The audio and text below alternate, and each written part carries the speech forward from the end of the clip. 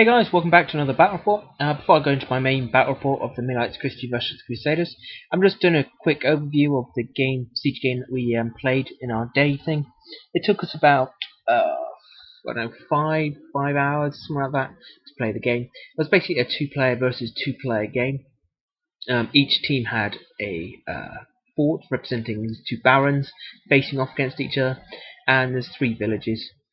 Every 4 turns, at the end of both players' 4th turn, we get a chance to gain some extra points. For each village you only get 1 point, for the keep you only get 2 points, and these can be used to buy more troops or siege equipment. So early on you're buying troops to replace your casualties while you're trying to take part of the towns and the villages to get your income better. And towards the end, once one player got the advantage, it was all going to siege equipment and that. So it worked out really well, it felt really balanced, and it was good fun to play. Unfortunately, I didn't do a full battle report because one player had a major misunderstanding with some of the basic rules of SAGA, which kind of squiffed the result a bit. But it wasn't his fault, he was new, and I wasn't concentrating on his side of the board as I was actively engaged with the other player. So anyway, we've got the Normans and Crusaders here pushing towards their centre town. We unfortunately tried to claim the centre town, but the Mutawiyah and myself as Crusaders, we lost a lot of men in the first push, and then were driven back after that. It was only after that we realised some of the rules that the other player was using is a bit broken. But other than that, we had a good day, and eventually came back to us defending our keep. Obviously we got to spawn 2 points every 4 turns, so we desperately held on to get 2 points worth of troops back. We managed to do it, and then slowly the enemy players were building siege equipment and that. As you can see, they were pushing everything up, and it felt like a real siege. It was absolutely great fun. Considering we only did this in 5 hours, I thought it was perfect. I will do a proper report with this. Sometime in the future, do a proper game of this. I'm going to add in some extra rules like trebuchets and that, and bringing down walls and maybe undermining, stuff like that. But anyway, for now, that's all I'll just leave you to, just before I start the main battle report.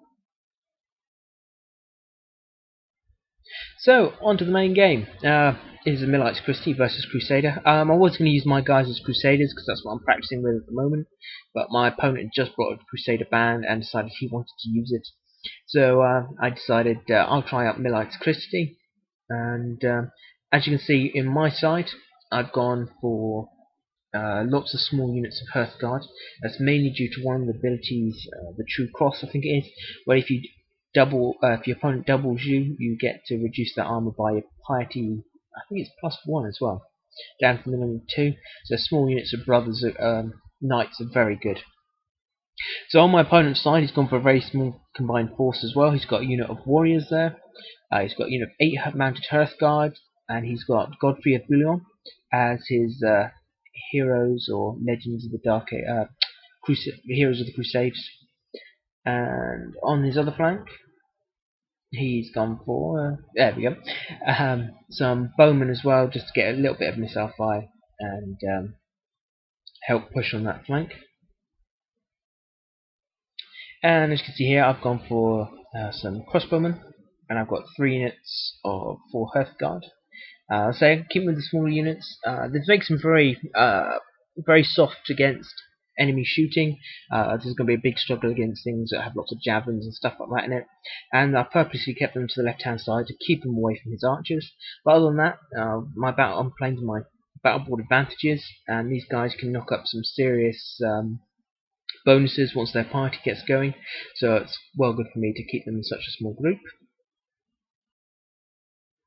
And on my right flank, I just saw my dismounted footman. Will easily be able to take out his archers. He's got a reduced amount of armor in combat, plus any bonuses I can get in there will be ideal. And I'm going to go through the crop field, though it will slow me down. It will also give me a cover save, increasing my chances of deflecting some damage off from his bows. So I got first turn, and as you can see, I moved my crossbowmen up to the bit of terrain in the centre. I set up that bit of terrain. It was a perfect piece. I knew my crossbowmen could go in there quite happily, and then their sole purpose is to shoot out his large Hearthguard unit. Even though I've got the benefits from my Hearthguard units to go into it, it's easier for me to shoot because I don't have to suffer many casualties, and it works well for me. So I move up, and open fire. And obviously taken fatigue for having the second action as well for my crossbowmen. And then everything else swings left.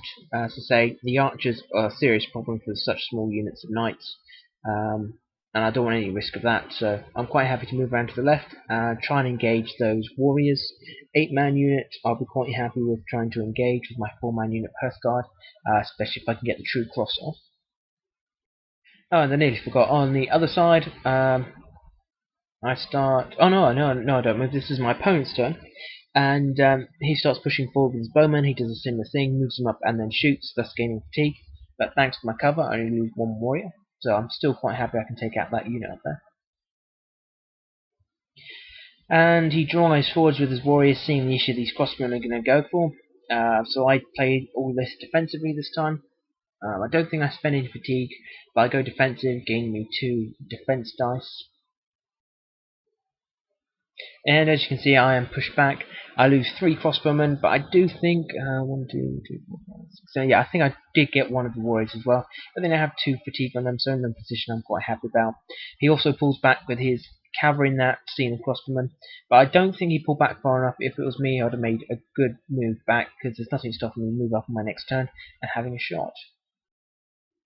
By the way, we're just doing the basic slaughter points as well, just in case you're wondering, we're just having a quick game after the big battle we had. So yeah, I do as I say, I rested them, pushed them forwards, and then fired, and managed to shoot, a whopping 3 off. That's not bad at all. I might have shot twice, but he then spent the fatigue to raise his armor against it.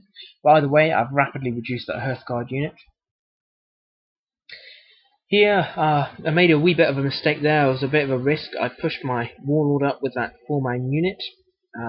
My opponent then took the cross, taking the cross, or whatever the action is, which basically gained some extra small move. So he then came in with both his warlord and his Hearthguard unit. But luckily I had set up loads of defense dice. I also went defensive because I didn't want to cause damage here. He's pretty much broken anyway, but I didn't want him causing anything on my guys. And luckily I got away with just 1, and I managed to pick one of his off as well. After that poor show, he then decides to have a go at my crossbowmen. And again, I play defensively because I want my crossbowmen to live, just to irritate him for the rest of the game, keep putting off some shots on these guys. And he does manage to kill 2 off, for no loss to his warlord who went in. So we're looking something like this. You can see... also, I've pushed up on the far side there to try and get his archers with my infantry.